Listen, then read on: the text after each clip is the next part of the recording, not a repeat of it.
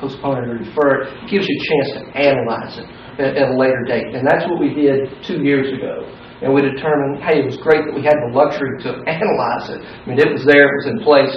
Well, we chose, we didn't need it. And really, we would have accumulated too much cash. So, on the next page, my recommendation is really going to gravitate towards scenario 5. So it'll give you the flexibility in the future to implement those rate increases if you want. Just to rehash some things, first bullet, as I mentioned, you really can't fund your entire capital plan just with cash. It doesn't work. I mean, you'd have to rate increase after rate increase after rate increase, and we don't want that. The proposed capital projects have an average life of 30 years. Generally, capital projects are funded, through the issuance of bonds. I mean, it's nice to have. We've got the luxury to do cash in bonds. That's great. But they have a long average life. Pipes in the ground are 70, 60, I don't know. We got some over 100. Okay, over 100. So, the thought is you don't have to. Those are the ones we're replacing, though. Yeah, you don't have to do a huge rate increase. In my opinion, you want to do a huge rate increase right away. As I mentioned, the cost of capital is near historic lows. I mean, we got really lucky in 2010 by capturing some of that bad money. Timing was great. Deployment of cash from cash flows and bonds. And bond proceeds will allow the city to effectively manage its construction and capital plan. Bonds will be required at some juncture in order to avoid large rate increases. We can manage this process without, significant amount of future increases. Ongoing management, capital planning is necessary. As I mentioned, you got to keep your eye on the ball. You got to monitor bond rates. You got to monitor investment rates. You got to monitor construction costs. I mean, the one thing is this will change. I mean, this plan will change over time. Recommendations. Our recommendation, we've looked at this quite a bit, is to go ahead and deploy cash that you've reserved over the next 12 months. As much as I'd like to do a bond issue, it's the right thing to do is deploy cash. Okay, you don't have a great return on it. That's not anybody's fault here. That's the environment we're in. So deploy cash and then start preparing for a bond issue. Depending on when you need your money, but prepare for a bond issue late fourth quarter of 12, sometime first quarter of 13. But keep your eye on the ball. Make sure if things change, if our environments change, we got to be ready to go. We got to be ready to react.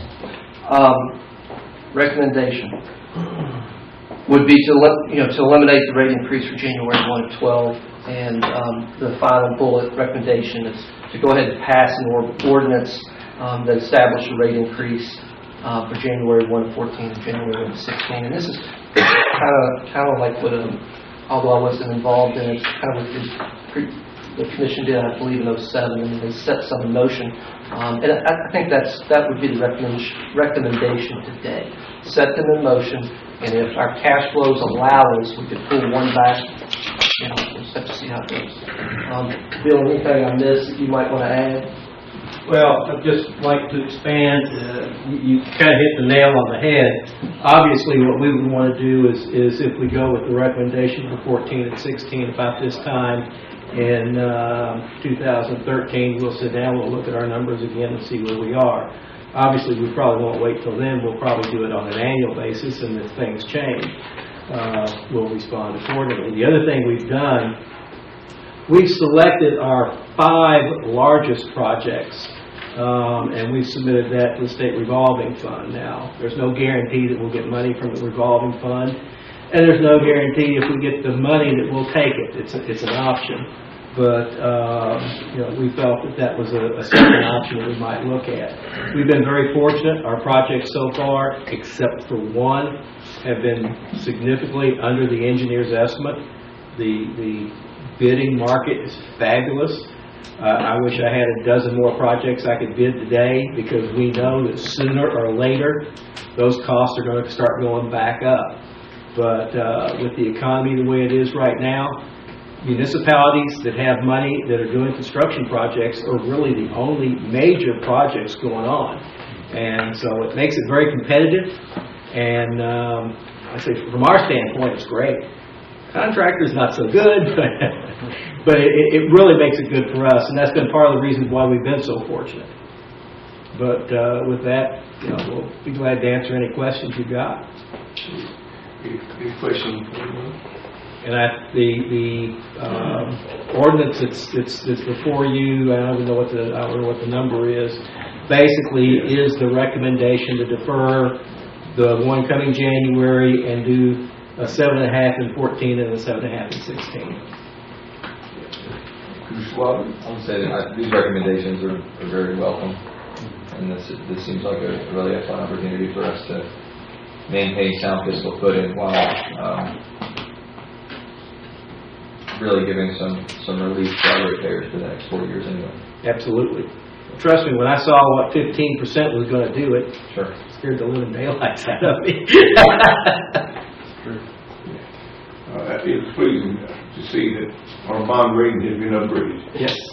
When everyone else. Everybody else is going down, ours went up, which was a good thing. Yes. And it's good to know. Okay, everybody. Okay, we're good. Thank you all. Thank you all. Enjoy your evening.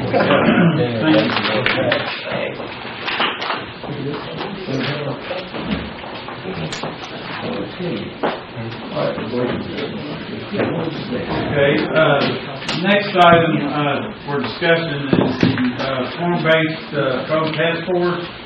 And Mr. Brent Squire was here, but he had to leave. Gary, do you want to preface this? Mr. Mueller, do you want to preface this, or want me to simply read what his recommendation is? Sure.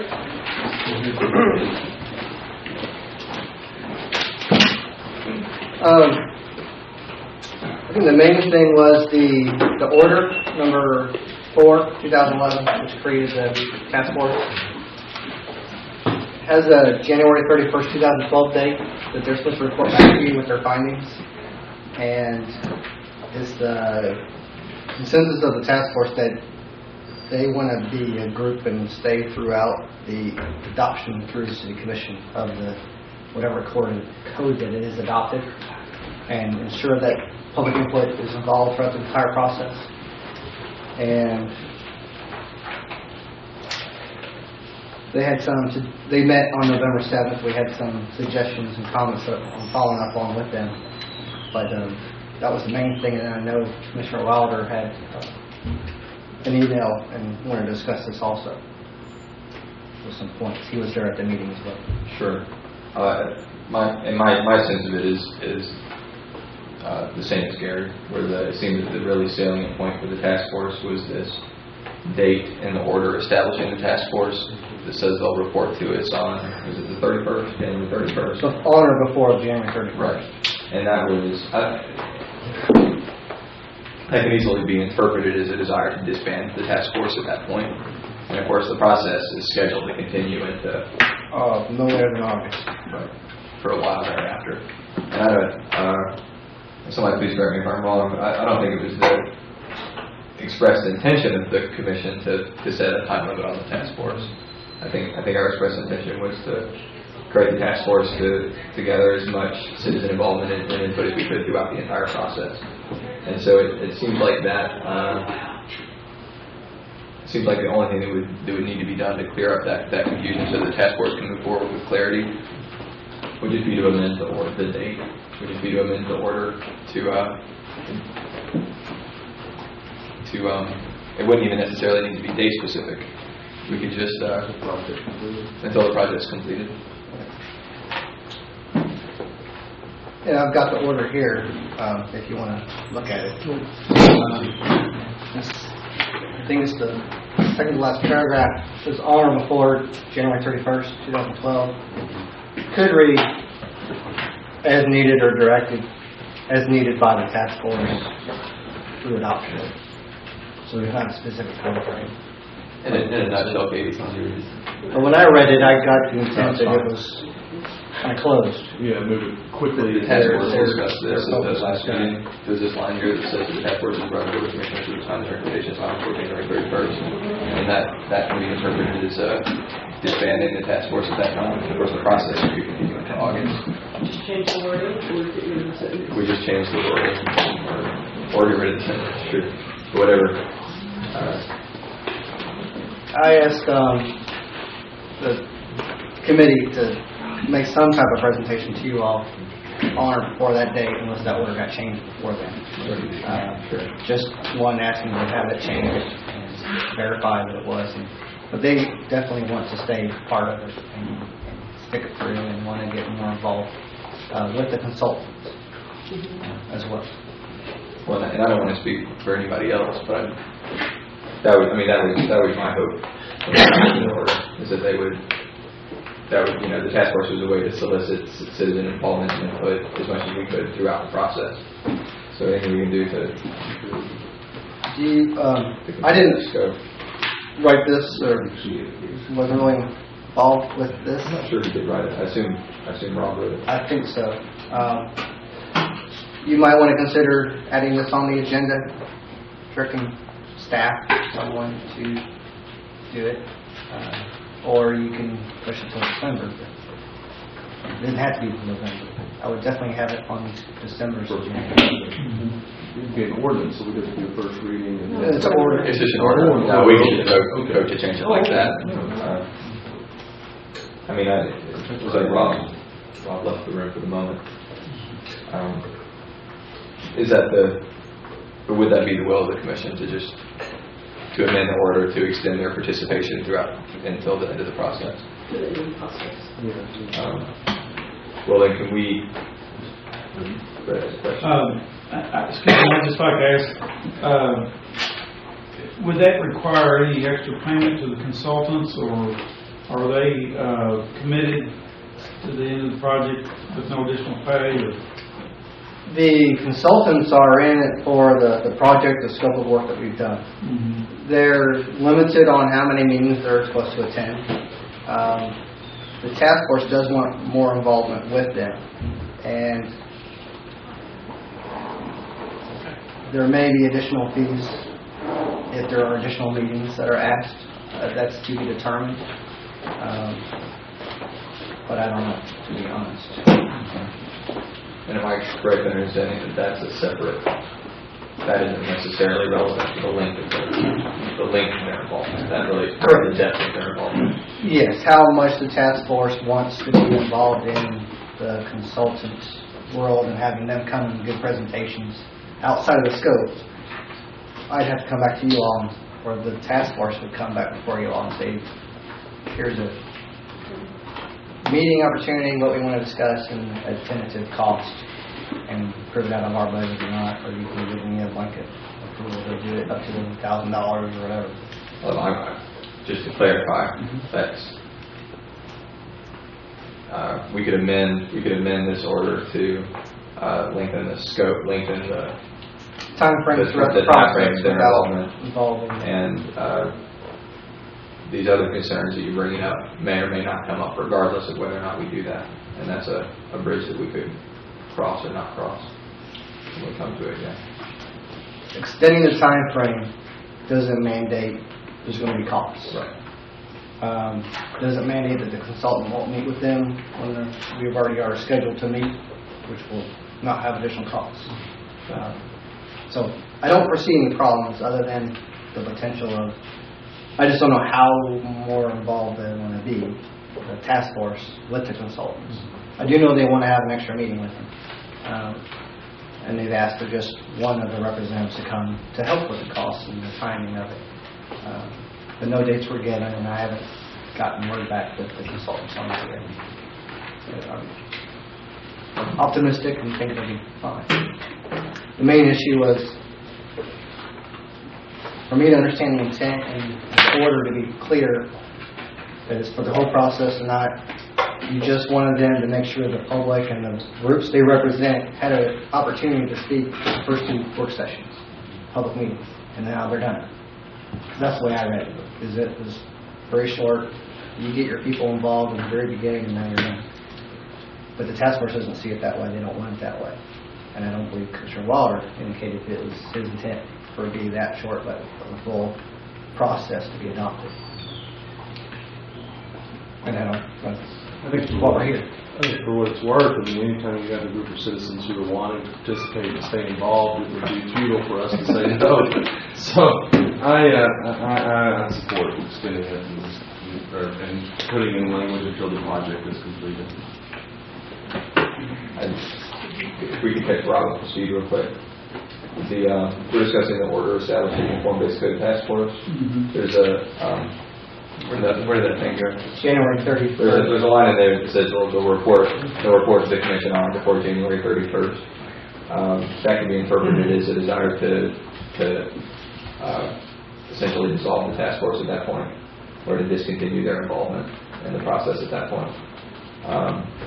And so we're requesting, so please correct me if I'm wrong, but we're requesting to amend the order to extend the length of their involvement until a code is adopted. Do you want to, excuse me, I'm sorry, do you want to extend the date by which they would provide their findings and recommendations as well? Because this requires them to provide the commission with the board, the task force's findings and recommendations only before January 31. Do you want to push that date out as well? Could you remind me, Gary, when are the consultants providing a draft, providing the first draft of the February. In February. So I mean, I think it makes a lot more sense to get their input on the code after they've been able to see a draft of the code instead of before it. Yeah, and that's something that we can put in, once we know that they've gotten a draft, we can put in a request to the chairman of the task force to come and present that. I mean, does that have to be in the order?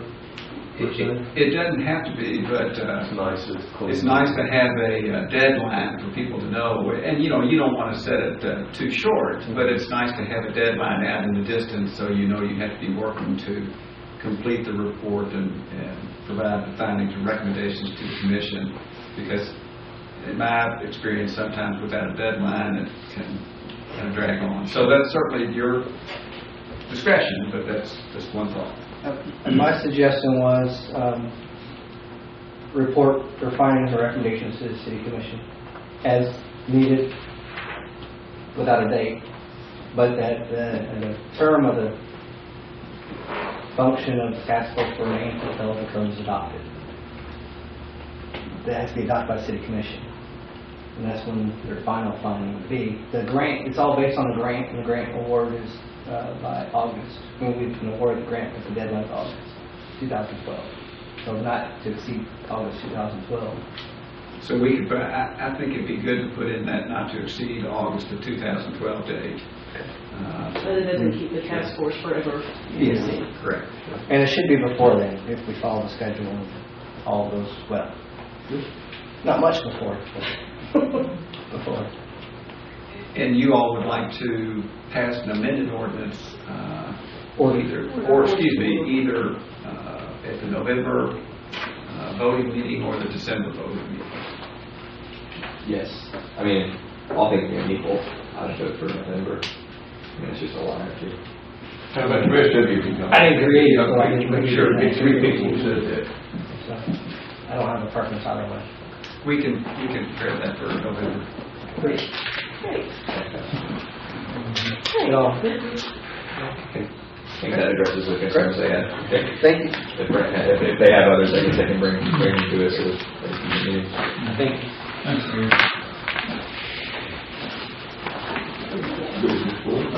And the next item is discussion of a community development project with Dixie. If you would come forward, please, so that we can have you on the microphone.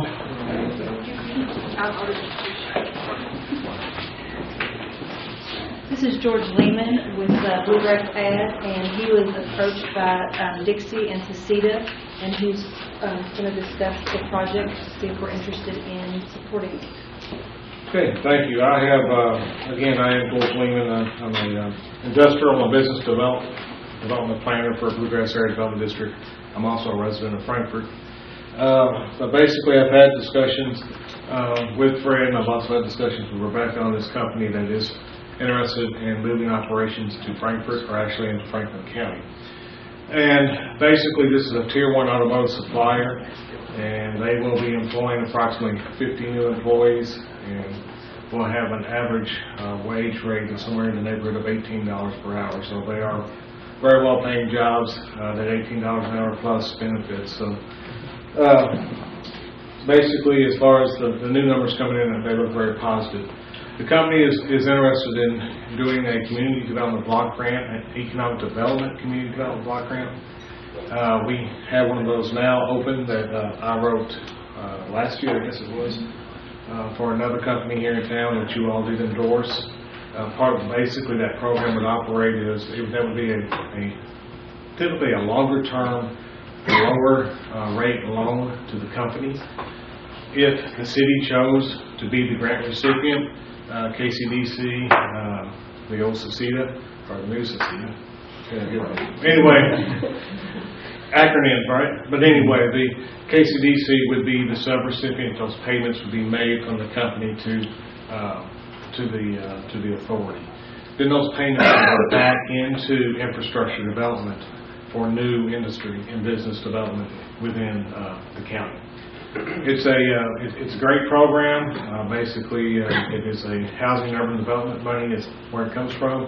It's administered through the state, through the Department of Local Government here in Frankfort. And if we choose to move forward, our next step basically would be for me and a representative from the company to come to the commission within hopefully the next meeting or the meeting after that, and pass a resolution. Of course, I would work with the city solicitor more, who has worked with me before on other projects, but basically to pass a resolution authorizing us to move forward with the grant application. I know I'm trying to move fast because y'all had a lot of information tonight. I don't want to bore you to tears, but I would like to address any questions you have as far as the application process, how the money transactions go, anything like that you'd like to have clarifications on, because I know after talking to Fred and also talking to Rebecca, they thought it was very important that y'all had a clear picture on how this application process goes. Any questions? Just to help understand this, so the company is wanting to relocate, or they are? This is a new startup company. It's a tier 1 automotive supplier. Basically, they have already been approved by the Cabinet for Economic Development for tax incentives. The county basically put up a match of a rebate of 0.5% of their occupational license fee for that match, and then they get incentives, or eligible for incentives in from economic development. The reason why there's not a company representative here, we haven't had a formal announcement, so I'm just trying to talk within the scope of what's been released in that application.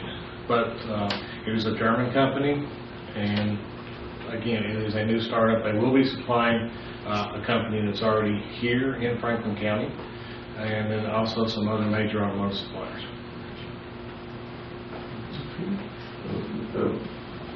Mr. Fuller? I think, if I remember correctly, this would involve over $2 million worth of equipment within this. Okay. And who would hold title of this? Sure. Basically, this grant application, they would not be eligible for, even though they're going to put $2 million worth of new equipment in. That was the last conversation we had. They were probably eligible for somewhere in the neighborhood of about $700,000 for a CDBG, give or take a few dollars either way. Title would be held by KCDC, by Kentucky Capital Development Corporation. They would hold title to that equipment. Again, I would work with the city solicitor, and we work out lease agreements, and all those things would be formally ratified and basically lived by those agreements. And let me explain one more thing also for those of y'all who may know what a community development block grant is, which I'm sure most of you do. Economic development projects do not affect your threshold. So if you have other CDBG projects out there that are priority, for instance, a public facilities project or a infrastructure project, economic development projects do not affect your ability to apply, or does it count against you because you got money for an ED project. Any other comments? Mr. Gore, do you feel comfortable with this? I feel comfortable with that. I asked a question, and I think it would be worthy of repeating. Why would the city sponsor this project when it's located in the county? Sure. And that's not very uncommon to happen across the state. Basically, for instance, the county gave up 0.5% of their occupational tax rate as part of this project, okay? The city, other than really, Rebecca does one report, I guess, a quarter. Well, no, actually, that'd be Cecita would do one report a quarter. Well, yeah, they give you information. Yeah, and so basically, it's not going to require much city time. I'm going to manage the project from the Area Development District side. To give you a definite answer why I can't, I will tell you in a lot of situations, I work in other communities. I'm doing them where they're actually more than $1 million, and when they are the city and the county, both of the grant recipient, just to assist those businesses coming in. The real key to this is to increase cash flow for our smaller companies that are coming in, because the term is longer, the rate is lower, therefore giving them more cash flow to get off the ground and get going. Did that answer your question, sir? Thank you. Commissioner Wilder? Well, I've got another question. It looks like Rob does too. I was going to say, you may be getting ready to say this, Mr. Wilder, but under our revenue sharing agreement with the county, of course, the city is going to share in the 50-50 in the occupational tax revenue that's generated from these new jobs, even though they're in the county, because it is a new employer to the county. Sure. I was going to make that point too to answer the first question. That's why it benefits us to see the business in the county. But I do have a couple of questions. Yes, sir. You say that the county's buy into this is a 0.5%. Did you say the occupational licensing fee? Well, the occupational tax. Okay, occupational tax. That's what's called an occupational license fee, but that's So the county occupational tax rate is 1%. and they gave up 0.5%. So they would be charging 0.5%. Basically, any time that a new industry or an existing industry goes before the Cabinet for Economic Development for state incentives, the local unit of government has to put some form of match on the table, and that's what that match is. I'm trying to wrap my head around this number. So if the county gives up 0.5% out of 1%, and it's charging a 0.5% occupational tax rate for an 8-year period. 8-year period. Okay, great. That was my question. Let me double check Judge Collins' letter here. Yes, 0.5% for a period of 8 years. And is that okay? And so it is limited specifically to 8 years, and it's not a matter of meeting a specific threshold in terms of. That is correct. Okay. Now, does that mean that we get the other 0.5%, or does that mean that we split the other 0.5%? I think that would be something for the city's solicitor. I assume we're talking about splitting it. Just checking. It's good to know these things. And I honestly don't know those agreements that you all have worked out. Okay. Thank you. Okay, so we are then ready to move forward, and I will have a representative. I'll work with city manager, basically getting this on the docket then for a future meeting. Is that correct, Mayor? Yes. Okay. Thank you all very much. Appreciate your service. Have a good day. Thank you.